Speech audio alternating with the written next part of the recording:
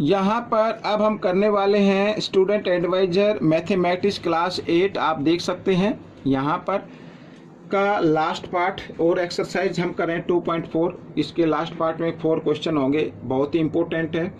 आइए करना शुरू करते हैं, ज़्यादा टाइम वेस्ट ना करते हुए, क्योंकि वीडियो ज़्यादा लंबी हो सकती है। जो बच्चे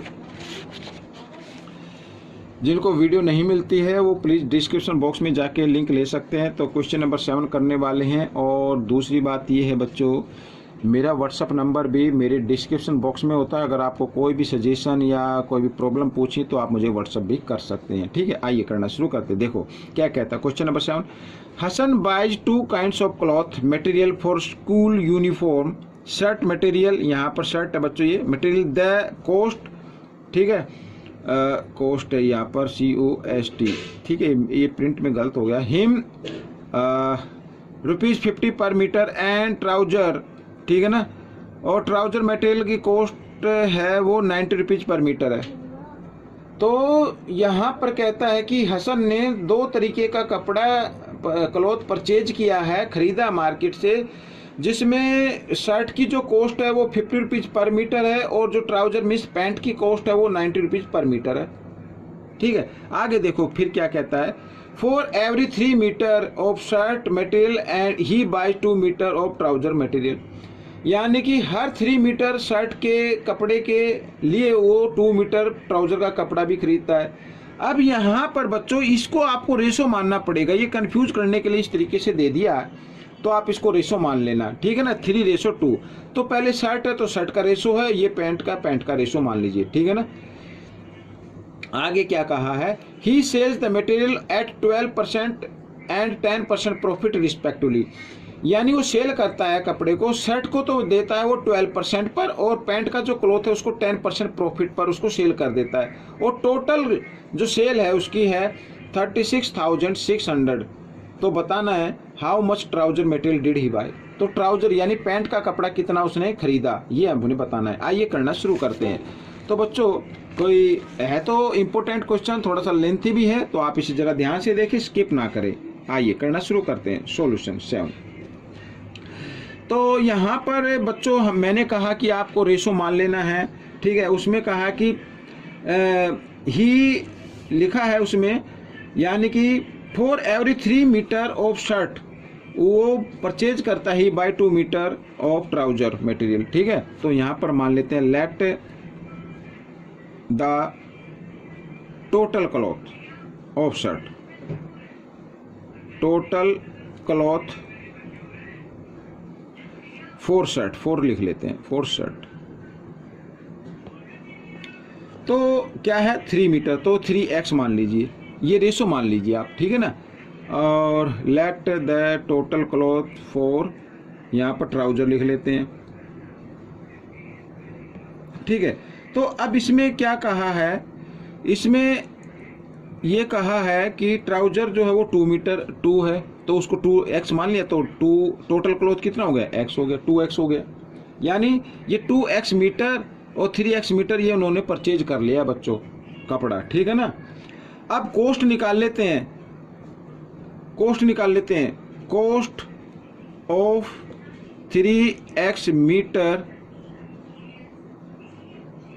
क्लॉथ,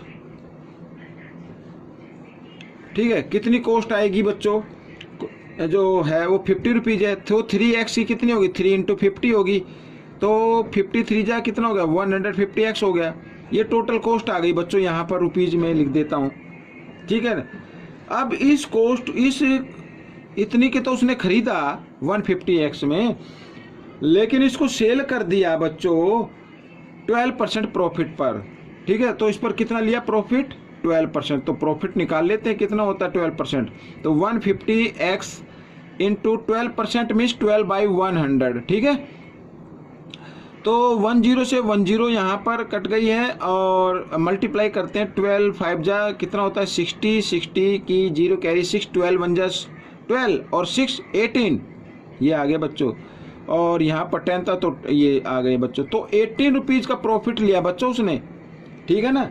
अब इस 18 को आपको इसी में ऐड कर देना है, ठीक है ना। तो टोटल सेल प्राइस आ जाएगी, total sale price sale price. तो 150x का तो उसने खरीदा और 18x का उसने प्रॉफिट लिया। ये x है ना, तो इसमें x हम लगा देते हैं इस तरीके से। तो 18x का उसने प्रॉफिट लिया।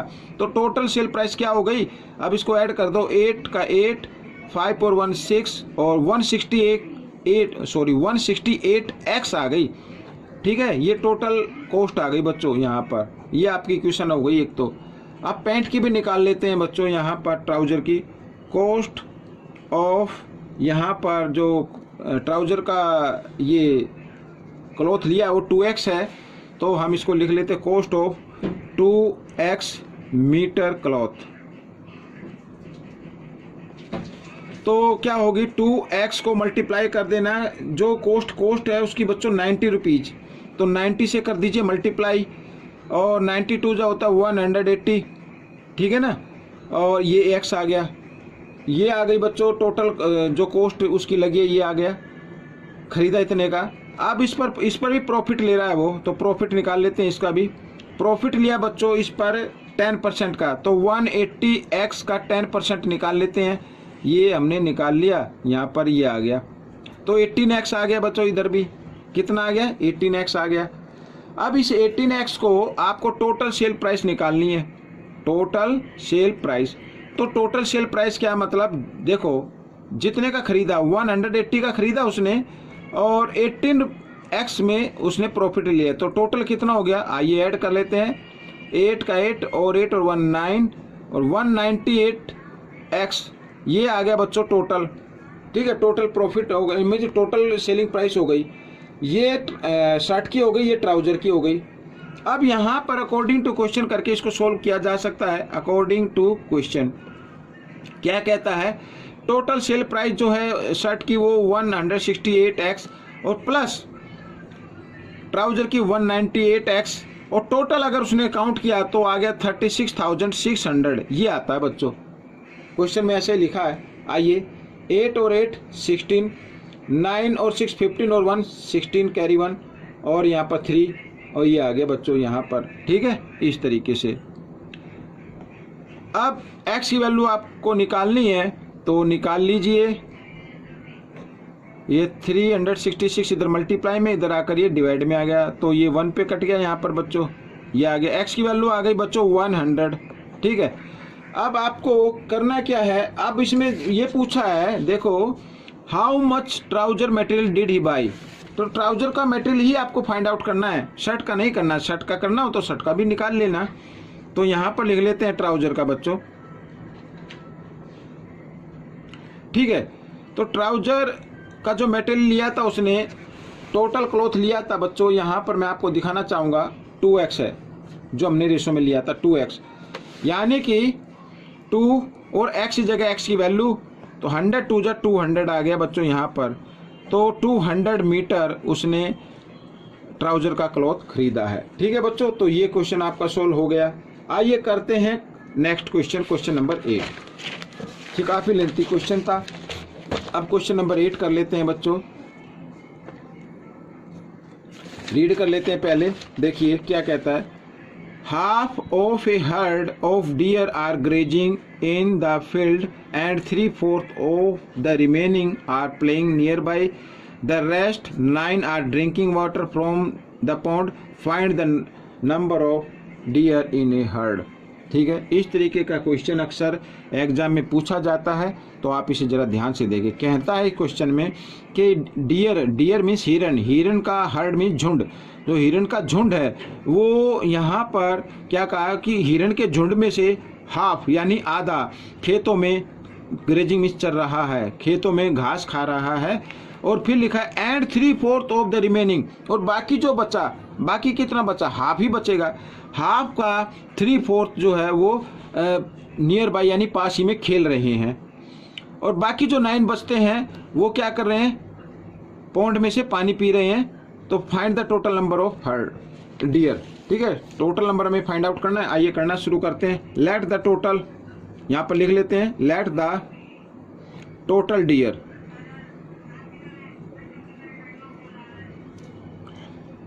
लेट द टोटल डियर, वो मान लेते हैं x। ठीक है, अब यहाँ पर क्या करें, ग्रेजिंग, ग्रेजिंग कर रहे हैं, या अकॉर्डिंग टू क्वेश्चन मैं सीधा लिख देता हूं। अब देखो ये डियर है टोटल, इसका हाफ यानी ये हाफ हो गया, ठीक है, ये हाफ हो गया। ये क्या कर रहा है, ये कर रहा है खेतों में ग्रेजिंग मीन्स चल रहा है। अब उसमें लिखा है बाकी जो हाफ बचा, बाकी तो हाफ यानी हम ऐड करते जाएंगे, बाकी जो हाफ बचा, हाफ तो ये बच गया x/2, इसका 3/4 का मतलब 3/4 इस तरीके से ये क्या कर रहा है, नियर बाय खेल रहा है। और बाकी जो है 9, वो 9 क्या कर रहे हैं, पानी पी रहे हैं पॉन्ड में से। तो अगर इन सबको प्लस कर दे तो टोटल डियर हो गए ना, टोटल डियर कितने हैं, x हैं, तो x ही को लाना चाहिए। आइए करना शुरू करते हैं। तो यहाँ पर बच्चों देख रहे हैं कि ये तो कट तो नहीं रहा, तो हम इसे यूं कभी लिखेंगे x/2 प्लस यहाँ पर 3 को x से मल्टीप्लाई किया 3x और 2 4 जा 8 आ गया, और इधर ये इस x को इधर ले आओ बच्चों, -x हो जाएगा, इसके नीचे 1 मान लेना। और यहाँ पर ये 9 है, 9 इधर प्लस है, इधर आकर ये -9 हो गया बच्चों इस तरीके से, ठीक है। आइए 2 8 और 1 का लेते हैं एलसीएम, आएगा 8, क्योंकि बड़ा नंबर स्मॉल नंबर की टेबल में आता है तो बड़ा नंबर ही एलसीएम होता है। 8 आ गया। अब 8 को 2 से क्या कर देना, मल्टीप्लाई कर देना है, सॉरी डिवाइड कर देना है। 2 की टेबल लेंगे 4 पे 4, तो 4 को x से मल्टीप्लाई किया 4x प्लस, यहाँ तो डिनोमिनेटर और एलसीएम सेम है तो इसे यूं क्यों लिखेंगे, और माइनस यहाँ पर 8 को जब 1 से डिवाइड करेंगे 8 और 8 बन जा 8x इस तरीके से, ठीक है, -9। अब यहाँ पर ये दोनों प्लस के तो 7x आ गया, 4x और प्लस 3x 7x -8x और इक्वल ये 8 इधर डिवाइड में इधर आकर ये मल्टीप्लाई में आ जाएगा, और इस तरीके से हम इसको लिख सकते हैं, ठीक है। और यहाँ पर माइनस प्लस माइनस होते -1x आ गया, और इधर 9 8 जो होता बच्चों 72, तो ये आ गया, और माइनस से माइनस का साइन कट गया तो x इक्वल आ गया 72, तो टोटल डियर आ गए बच्चों 72। ये आपका आंसर हो गया, ठीक है, टोटल डियर 72। फिर भी कोई कन्फ्यूजन हो तो बच्चों आप मुझे व्हाट्सअप कर सकते हैं, मेरा व्हाट्सअप नंबर डिस्क्रिप्शन बॉक्स में है, ठीक है। आइए करते हैं क्वेश्चन नंबर 9। तो क्वेश्चन नंबर 9 हम कर लेते हैं बच्चों, वीडियो ज़्यादा लंबी ना हो जाए, इसको भी जल्दी से रीड कर लेते हैं। A grandfather is 10 times older than his granddaughter. तो यहाँ पर ग्रैंड फादर की जो एज है वो उसको आपको थोड़ा सा हिंट मिल गया कि 10 टाइम्स है, किससे, ग्रैंड डॉटर से। तो ग्रैंड डॉटर की एज का नहीं मालूम है, वो उसे हम x मान लेंगे। आगे लिखा he is also 54 years older, और ये भी कहा कि साथ ही वो 54 ईयर बड़ा भी है, किससे, अपनी ग्रैंड डॉटर से। तो फाइंड देयर प्रेजेंटेज आपको फाइंड आउट करनी है। आइए करना शुरू करते हैं। तो यहाँ पर बच्चों लेट कर लेते हैं, let the percentage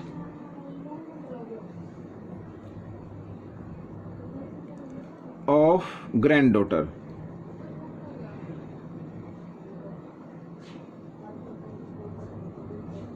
equal to x, ठीक है, ये मान लिया हमने ग्रैंड डॉटर की age x।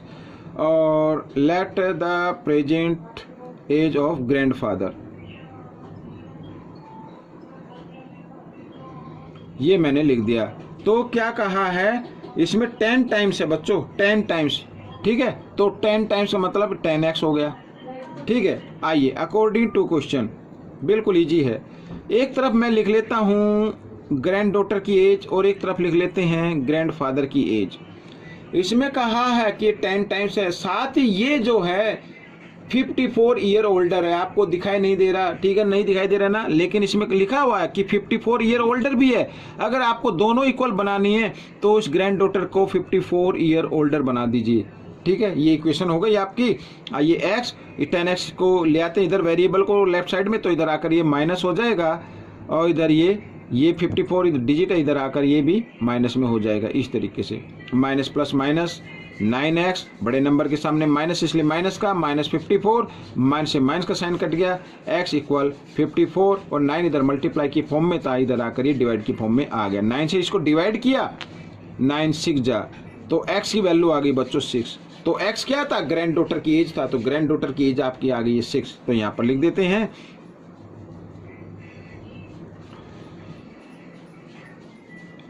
Grand daughter age equal to 6 years. Grand father